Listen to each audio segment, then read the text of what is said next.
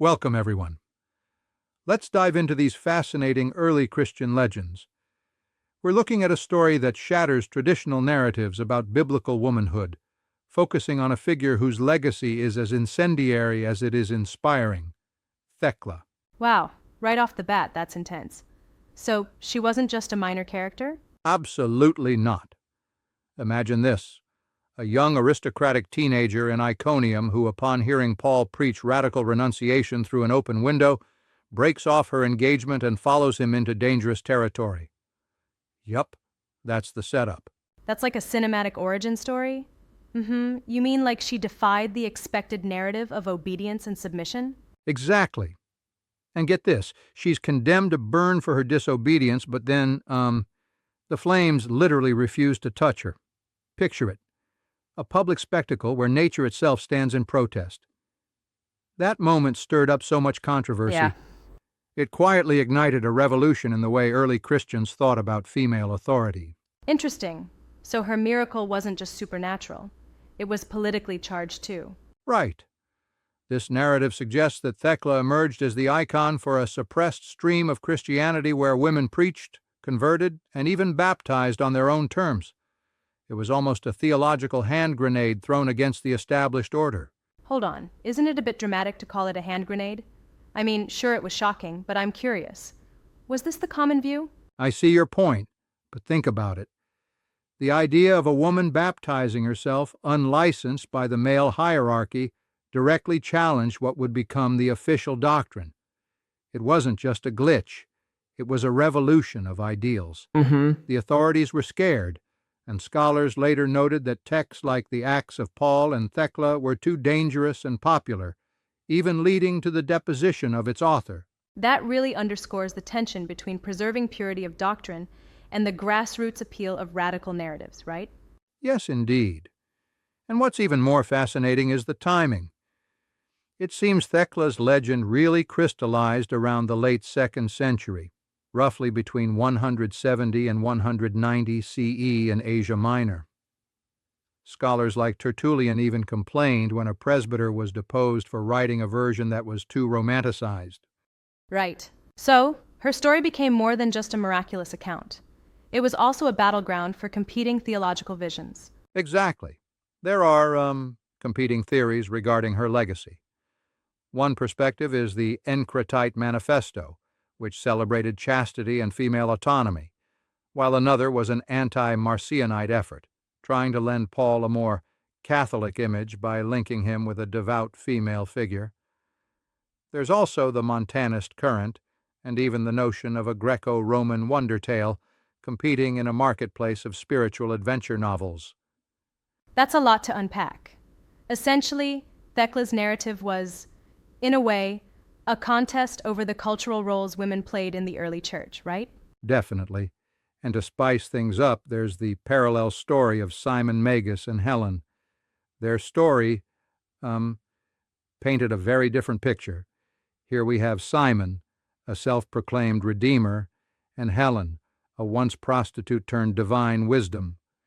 They formed this cosmic, provocative duo that challenged normative gender and divine roles even more blatantly. So, on one hand, you have this wild and heretical duo with Simon and Helen, and on the other, Thecla, who was almost sanitized into a respectable model of virtue?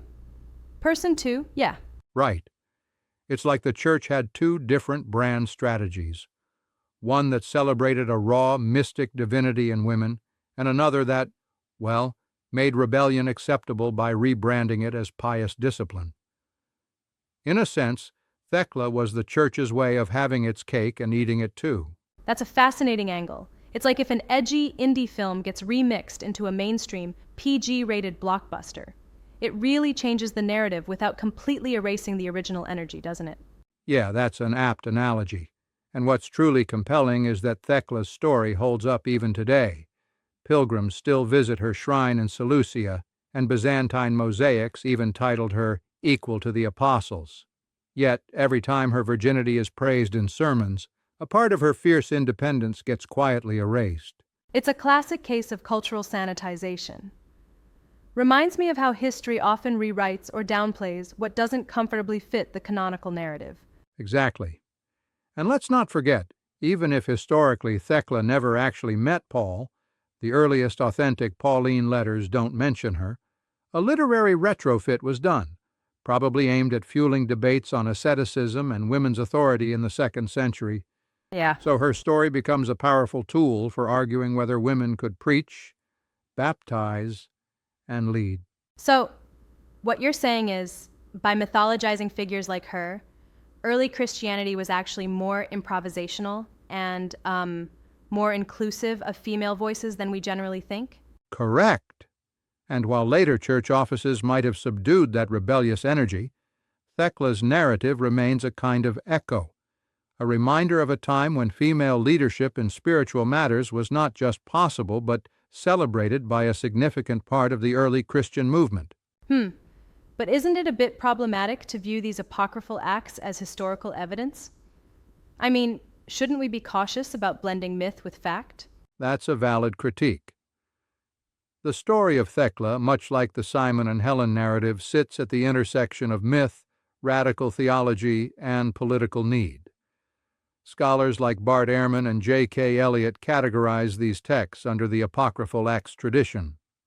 They recognize that while these accounts might not line up neatly with canonical scripture, they reveal the dynamic debates and the contested authority structures of the early church. Right. So the legend itself is valuable, even if the historical details might be fuzzy. It's more about what these stories represented to their audiences. Exactly. They were, in many ways, spiritual adventure novels, stories loaded with symbolism and charged with the political and theological battles of the time. Yeah. They speak to the desire for autonomy, especially among women who were otherwise marginalized. And that's probably why, centuries later, Thecla's cave in Seleucia became such a pilgrimage site. It wasn't just about relics, but about reclaiming an alternate history of spiritual empowerment. Right you are. And if you look at the table of comparisons between Simon and Helen and Paul and Thecla, it clearly lays out how differently the church was handling these themes. For instance, with Simon and Helen, we see the archetype of a seductive, uncontrollable female divinity, whereas with Thecla, we see this controlled, almost sanitized version, despite her raw acts of defiance. Yeah, that table really crystallizes the contrasting visions. One wild and heretical, the other respectable, yet deeply revolutionary beneath the surface. Exactly, and this dynamic plays into today's discussions about the role of women in religious leadership. Thecla's legacy invites us to consider, what if the early church was, actually much more open to female spiritual authority than later histories admit? It certainly opens up a dialogue about how historical narratives get shaped by those in power. I mean, there's a tension between preserving the tradition and acknowledging that the original movement might have been inherently more diverse. Yes. And it's almost as if the early church was, improvising on the fly, mixing mythology, political necessity, and genuine spiritual fervor. Yeah. Thecla, with her self-baptism and miraculous survivals, symbolizes that wild, unbridled spirit before things got locked down into the canonical narratives we're familiar with today. It's really a call to look deeper into history, to ask who gets remembered and why. And her story challenges us to see early Christianity as more fluid than rigid. Exactly. And while some might argue that these apocryphal acts are mere embellishments, I say they're critical cultural artifacts that capture the contested, messy, and vibrant struggles over faith, power, and identity in the early church. Right. I get that. Though I still wonder if we might be romanticizing rebellion a bit too much sometimes. I mean, could it be that our modern values are reading into these stories what we wish had been there? That's a fair critique. It's important to be cautious not to impose modern ideals onto ancient texts. But at the same time, these narratives undeniably resonate because they reflect a time when the very idea of spiritual leadership wasn't as tightly controlled by established norms. And that resonates with anyone questioning orthodox authority even today. It's like they were rebels in their own era, paving the way for later conversations about equality and freedom in religious practice. Absolutely. In the end, whether you see Thecla as a revolutionary figure or a poetic myth, her echo persists as a reminder that the early Christian movement was far more dynamic and, contested than many official histories would let on. Really thought-provoking stuff here. It makes you wonder how many other untold stories are hidden beneath the polished surfaces of Orthodox tradition. For sure. And that's a wrap for today. Thanks for joining the conversation.